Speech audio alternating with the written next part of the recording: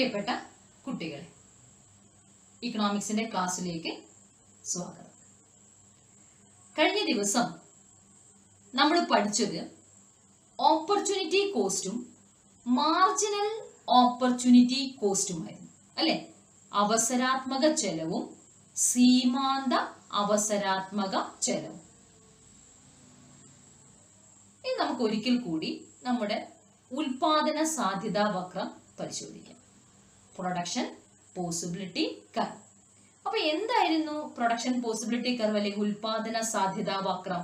നമുക്കറിയാം, ഒരു സമ്പദ് വ്യവസ്ഥ ലഭ്യമായ വിഭവങ്ങളും സാങ്കേതിക വിദ്യയും ഉപയോഗിച്ച് ഉൽപാദിപ്പിക്കുന്ന അല്ലെങ്കിൽ ഉൽപാദിപ്പിക്കാൻ കഴിയുന്ന രണ്ട് സാധനങ്ങളുടെ വിവിധ സാധ്യതകൾ, വിവിധ ഉൽപാദന സാധ്യതകൾ, ആ സാധ്യതകൾ കണ്ടെത്തി ഒരു ഗ്രാഫിലേക്ക് മാറ്റുമ്പോൾ അതിനെയാണ് നമ്മൾ എന്ത് വിളിച്ചത്? ഉൽപാദന സാധ്യതാ വക്രം എന്ന് വിളിച്ചത്.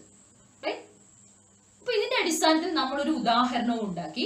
എന്തായിരുന്നു ഒരു ഉദാഹരണം? നമ്മൾ കണ്ടെത്തിയിരുന്നു, ഒരു സമ്പദ് വ്യവസ്ഥ എടുത്തു. ആ സമ്പദ് വ്യവസ്ഥയിൽ രണ്ട് സാധനങ്ങൾ നമ്മൾ എന്ത് പറഞ്ഞു? ഒന്ന് വീറ്റ് ആണെന്നും രണ്ടാമത്തത് ക്ലോത്ത് ആണെന്നും പറഞ്ഞു വെച്ചു. ഈ രണ്ട് സാധനങ്ങളാണ് സമ്പദ് വ്യവസ്ഥ ഉൽപ്പാദിപ്പിക്കുന്നത്. ലഭ്യമായ വിഭവങ്ങൾ ഉപയോഗിച്ച് ഈ രണ്ട് സാധനങ്ങൾ ഉൽപ്പാദിപ്പിക്കുമ്പോൾ നമ്മൾ എന്ത് കണ്ടെത്തുകയാണ്? ഒരു 5 സാധ്യതകൾ നമ്മൾ കണ്ടെത്തി. ആ 5 സാധ്യതകളെ നമ്മൾ എന്തിലേക്ക് മാറ്റി വരച്ചു? ഒരു ഗ്രാഫ് പേപ്പറിലേക്ക് മാറ്റി വരച്ചപ്പോ നമുക്കൊരു ഉൽപാദന സാധ്യതാ വക്രം കിട്ടി. ഒരു ഉൽപാദന സാധ്യതാ വക്രം നമ്മൾ വരച്ചു.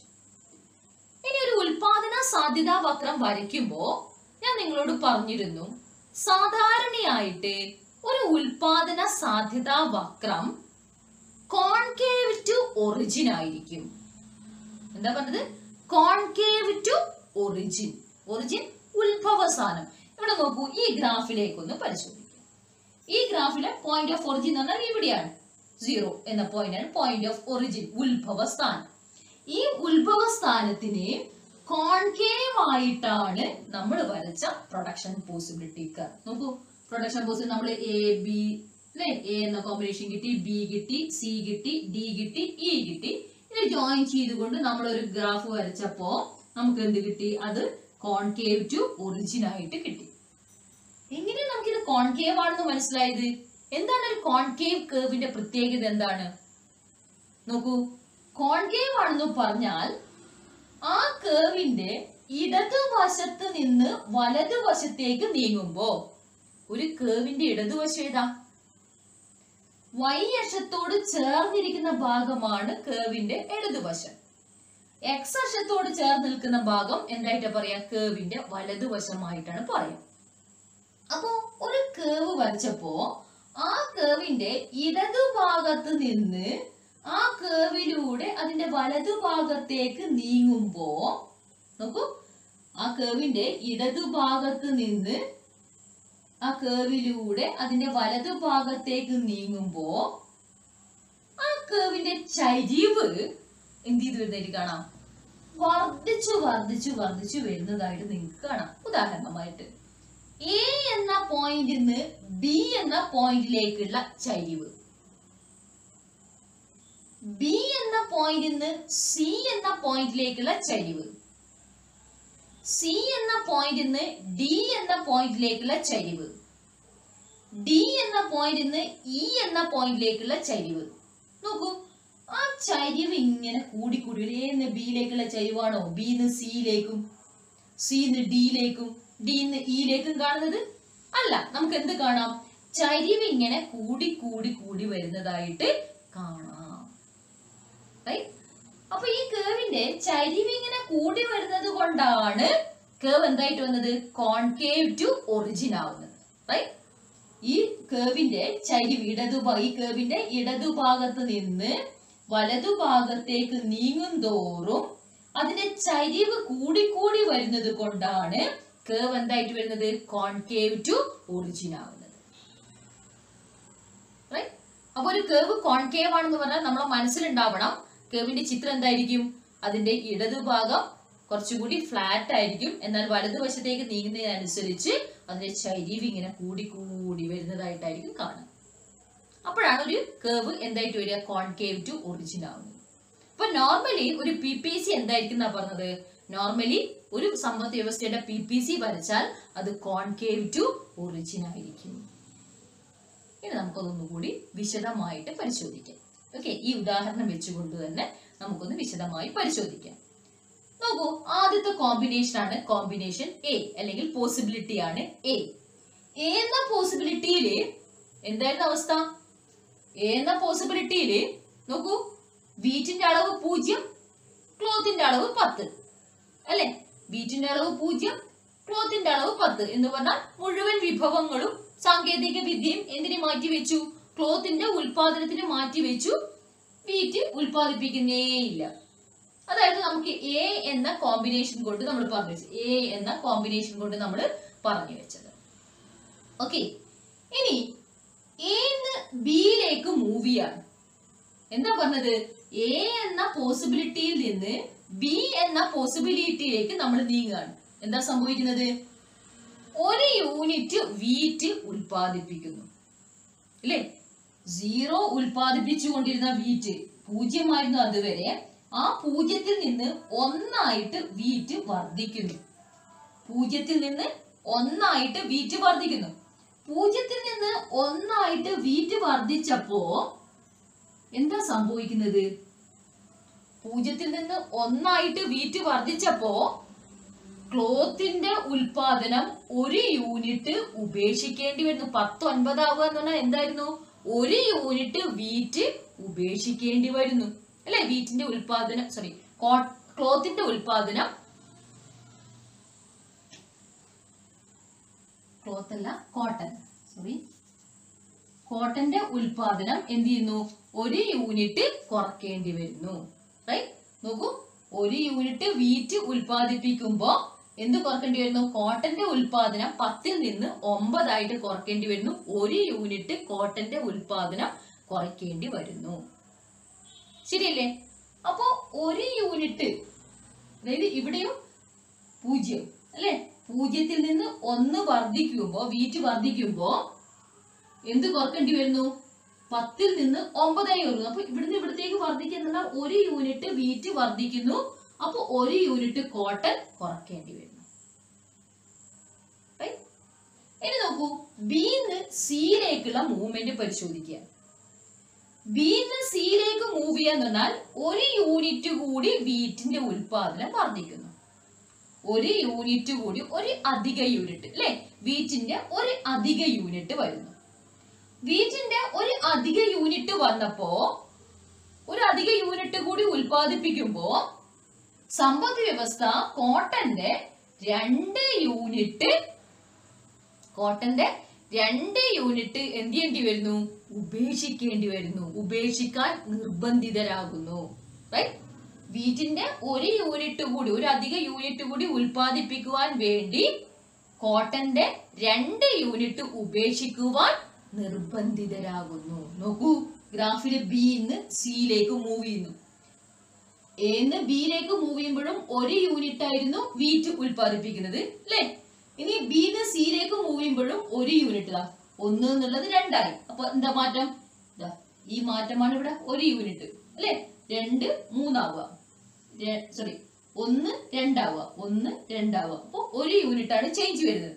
വീറ്റിന്റെ 1 യൂണിറ്റ് ഉൽപാദിപ്പിക്കുവാൻ വേണ്ടി നോക്കൂ, കോട്ടൺ എന്താ സംഭവിക്കുന്നത്? അതുവരെ 9 യൂണിറ്റ് കോട്ടൺ ഉൽപാദിപ്പിച്ച സ്ഥാനത്ത് 7 ആയി കുറയുക. അപ്പൊ ഈ ചേഞ്ച് എത്രയാ? ഈ മാറ്റം എത്രയാ? ഉപേക്ഷിക്കേണ്ടി വരുന്നത് 9, 7 ആയി എന്ന് പറഞ്ഞാൽ ഉപേക്ഷിക്കേണ്ടി വരുന്നത് 2. റൈറ്റ്? 2. ഇനി വീണ്ടും സി എന്ന ബിന്ദുവിൽ നിന്നും ഡിയിലേക്ക് മൂവ് ചെയ്യുമ്പോഴോ, സിന്ന് ഡിയിലേക്ക് മൂവ് ചെയ്യുമ്പോഴും വീറ്റിന്റെ ഒരു അധിക യൂണിറ്റ്, റൈറ്റ്? വീറ്റിന്റെ ഒരു അധിക യൂണിറ്റ് ഉൽപാദിപ്പിക്കുന്നു. വീറ്റിന്റെ ഒരു അധിക യൂണിറ്റ് ഉൽപാദിപ്പിക്കുമ്പോ സമ്പദ് വ്യവസ്ഥ എന്തിന് നിർബന്ധിതരാകുന്നു? 3 യൂണിറ്റ് കോട്ടൺ ഉപേക്ഷിക്കാൻ നിർബന്ധിതരാകുന്നു. 3 യൂണിറ്റ് കോട്ടൺ ഉപേക്ഷിക്കാൻ നിർബന്ധിതരാകുന്നു. റൈറ്റ്? കോട്ടന്റെ ഉൽപാദനം ഉപേക്ഷിക്കാൻ നിർബന്ധിതരാകും. അപ്പൊ ഗ്രാഫിൽ നോക്കൂ, സിന്ന് ഡിയിലേക്ക് മൂവ് ചെയ്യാന്ന് പറഞ്ഞാൽ ഇതുവരെ 2 യൂണിറ്റ് ഉൽപ്പാദിപ്പിച്ചുകൊണ്ടിരുന്ന വീറ്റ് 3 വർദ്ധിപ്പിക്കുന്നു. അപ്പൊ ഒരു അഡീഷണൽ യൂണിറ്റ് അല്ലെ, ഈ ഗ്യാപ്പാണ് ഇവിടെ കാണിച്ചിരിക്കുന്നത്. ഒരു അഡീഷണൽ യൂണിറ്റ് ഉൽപ്പാദിപ്പിക്കുന്നു. ഇങ്ങനെ ഒരു അഡീഷണൽ യൂണിറ്റ് ഉൽപ്പാദിപ്പിക്കുവാൻ വേണ്ടി 7 4 എന്ന് പറഞ്ഞാൽ മാറ്റം 3 അല്ലെ. 7 4 ചേഞ്ച് എത്ര വന്നു? 3 വന്നു. ഒരു യൂണിറ്റിന് വേണ്ടിയിട്ട് 3 യൂണിറ്റ് കുറയ്ക്കേണ്ടി വന്നു, ഉപേക്ഷിക്കേണ്ടി വന്നു. ഡി എന്ന ബിന്ദുവിൽ നിന്നും ഇ നോക്കൂ, ഡിന്ന് ഇയിലേക്ക് മൂവ് ചെയ്യുമ്പോഴോ, ഡിന്ന് ഇയിലേക്ക് മൂവ് ചെയ്യുമ്പോൾ വീറ്റിന്റെ ഒരു യൂണിറ്റ് അധികം ഉൽപ്പാദിപ്പിക്കുന്നു. റൈറ്റ്. അതിന്റെ ഫലമായിട്ട് 4 0 ആകുന്നു എന്ന് പറഞ്ഞാൽ 4 യൂണിറ്റ് ഉൽപാദനം ഉപേക്ഷിക്കുന്നു. എന്തിന്റെ? കോട്ടന്റെ 4 യൂണിറ്റ് ഉൽപാദനം ഉപേക്ഷിക്കാൻ ആര് നിർബന്ധിതരാണ്? സമ്പദ് വ്യവസ്ഥ നിർബന്ധിതരാകുന്നു. റൈറ്റ്. അങ്ങനെയാണ്. അപ്പൊ ഡിന്ന് ഇയിലേക്ക് മൂവ് ചെയ്യുന്ന 3 4 എന്ന് പറഞ്ഞാൽ വീറ്റ് ഒരു യൂണിറ്റ്. റൈറ്റ്. ആ ഒരു യൂണിറ്റിന് വേണ്ടിയിട്ട് 4 യൂണിറ്റ് 4 0 ആകുന്നു. അപ്പൊ 4 യൂണിറ്റ് എന്ത് സാക്രിഫൈസ് ചെയ്തു? കോട്ടൺ സാക്രിഫൈസ് ചെയ്തു. അപ്പൊ ഓരോ ബിന്ദു എന്ന് ബിയിലേക്ക് മൂവ് ചെയ്യുമ്പോൾ ഒരു യൂണിറ്റ് വീറ്റ് അല്ലെ, ബിന്ന് സിയിലേക്ക് മൂവ് ചെയ്യുമ്പോൾ ഒരു വീറ്റിന്റെ ഒരു അധികം മാത്രം ഉൽപ്പാദിപ്പിക്കുന്നു. സിന്ന് ഡിയിലേക്ക് മൂവ് ചെയ്യുമ്പോൾ വീറ്റിന്റെ ഒരു അധികം മാത്രം ഉൽപ്പാദിപ്പിക്കുന്നു.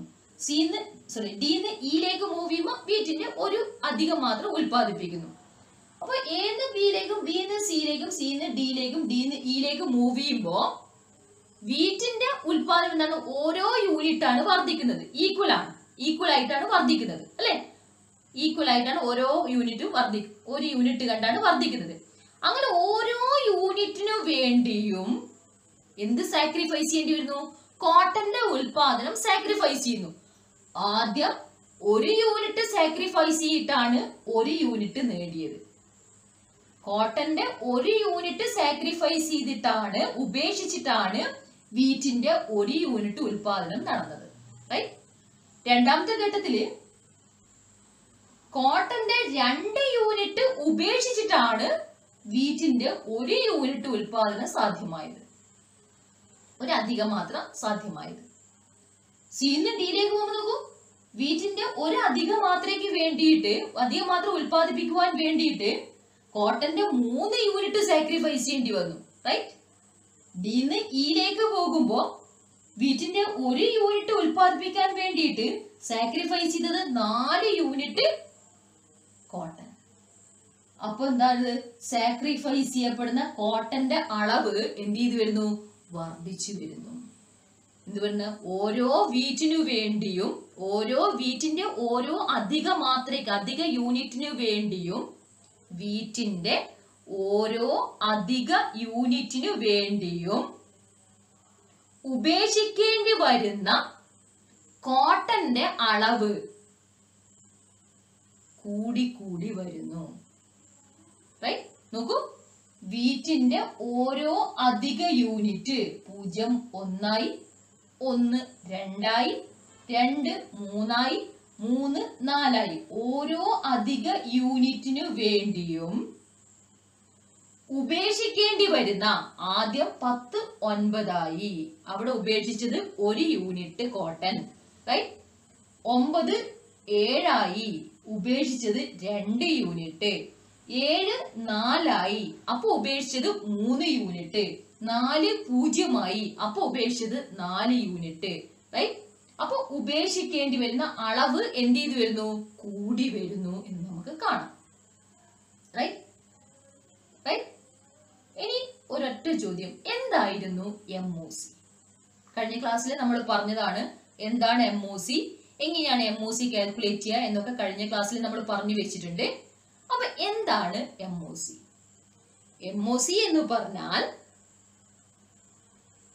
ഒരു വസ്തുവിന്റെ ഒരു അധിക യൂണിറ്റ് ഉൽപ്പാദിപ്പിക്കുവാൻ വേണ്ടി, ഒരു വസ്തു 2 സാധനങ്ങൾ ഉൽപ്പാദിപ്പിക്കുമ്പോ ഒരു സമ്പദ് വ്യവസ്ഥ 2 സാധനങ്ങൾ ഉൽപ്പാദിപ്പിക്കുമ്പോൾ ഒരു വസ്തുവിന്റെ ഒരു യൂണിറ്റ് അധികം ഉൽപ്പാദിപ്പിക്കുവാൻ വേണ്ടി ഉപേക്ഷിക്കേണ്ടി വരുന്ന രണ്ടാമത്തെ വസ്തുവിന്റെ അളവാണ് MOC, right? Marginal opportunity cost. ഒന്നുകൂടി ആലോചിച്ചോളൂ. മാർജിനൽ ഓപ്പർച്യൂണിറ്റി കോസ്റ്റ് അഥവാ സീമാന്ത അവസരാത്മക ചെലവ്. എന്തിനാണ് സീമാന്ത അവസരാത്മക ചെലവ് എന്ന് പറഞ്ഞാൽ?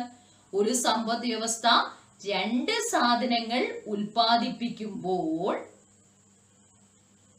ഒരു സാധനത്തിന്റെ ഒരു യൂണിറ്റ് അധികം ഉൽപ്പാദിപ്പിക്കാൻ വേണ്ടി, ഒരു വസ്തുവിന്റെ ഒരു യൂണിറ്റ് അധികം ഉൽപ്പാദിപ്പിക്കുവാൻ വേണ്ടി ഉപേക്ഷിക്കേണ്ടി വരുന്ന രണ്ടാമത്തെ വസ്തുവിന്റെ അളവ്. ഇവിടെ രണ്ട് സാധനങ്ങൾ വീറ്റും കോട്ടനും അല്ലെ? ഇവിടെ വീറ്റിന്റെ ഓരോ യൂണിറ്റ് ഉൽപ്പാദിപ്പിക്കുവാൻ വേണ്ടി ഉപേക്ഷിക്കേണ്ടി വരുന്ന രണ്ടാമത്തെ വസ്തുവിന്റെ അളവ്, കോട്ടന്റെ അളവ്, അതല്ലേ MOC, റൈറ്റ്? റൈറ്റ്? അത് തന്നെയല്ലേ ഈ പറഞ്ഞ സ്ലോപ്പ്, PPCയുടെ സ്ലോപ്പ് അല്ലെ? എന്ന് ബിയിലേക്ക് വരുമ്പം എന്താ സ്ലോപ്പ്? എന്ന് ബിയിലേക്ക് മൂവ് ചെയ്യുക എന്ന് പറഞ്ഞാൽ എന്തായിരുന്നു സ്ലോപ്പ്? എന്ന് ബിയിലേക്ക് മൂവ് ചെയ്യുക എന്ന് പറഞ്ഞാൽ ഒരു വീറ്റിന് വേണ്ടിയിട്ട് ആ സ്ലോപ്പ് എങ്ങനെ കാൽക്കുലേറ്റ് ചെയ്യപ്പെടുന്നത്?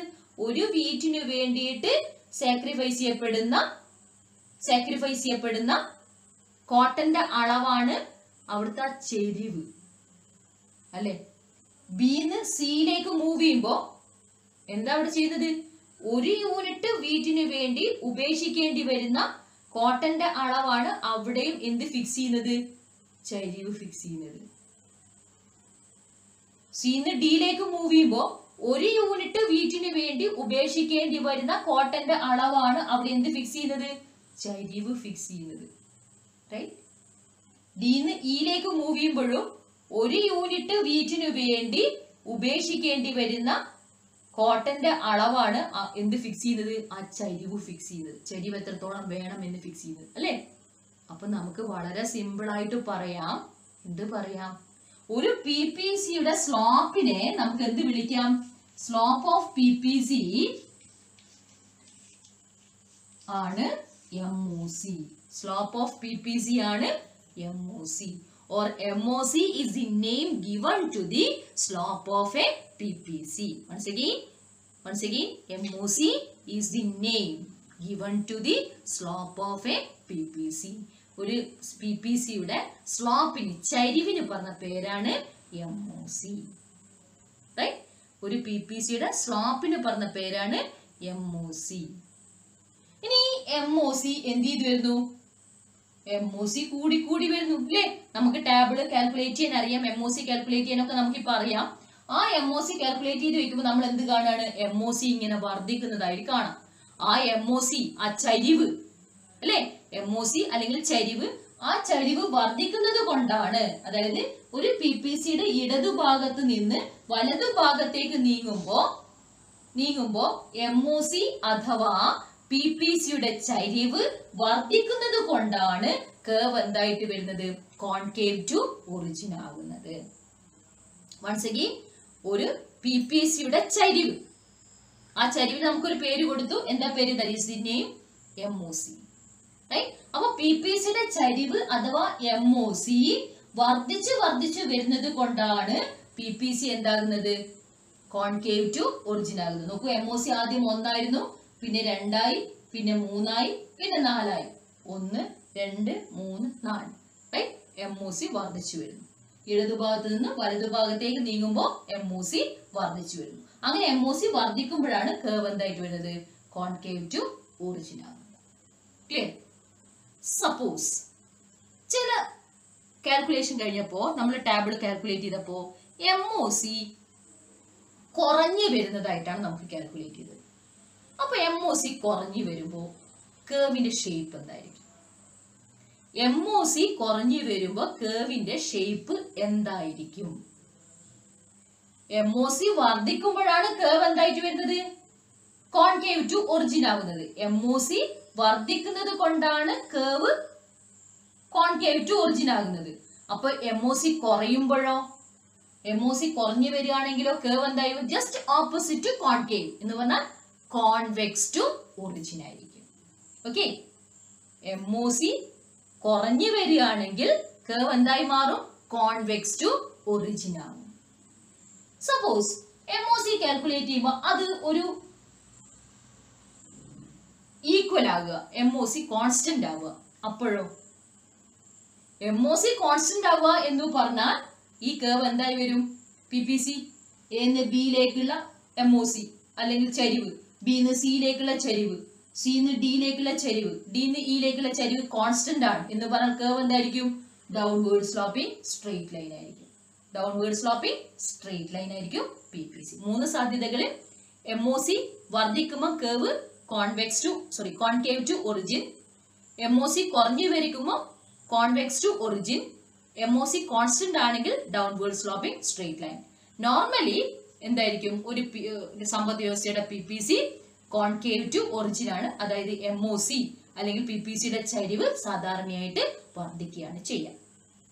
ഓക്കെ.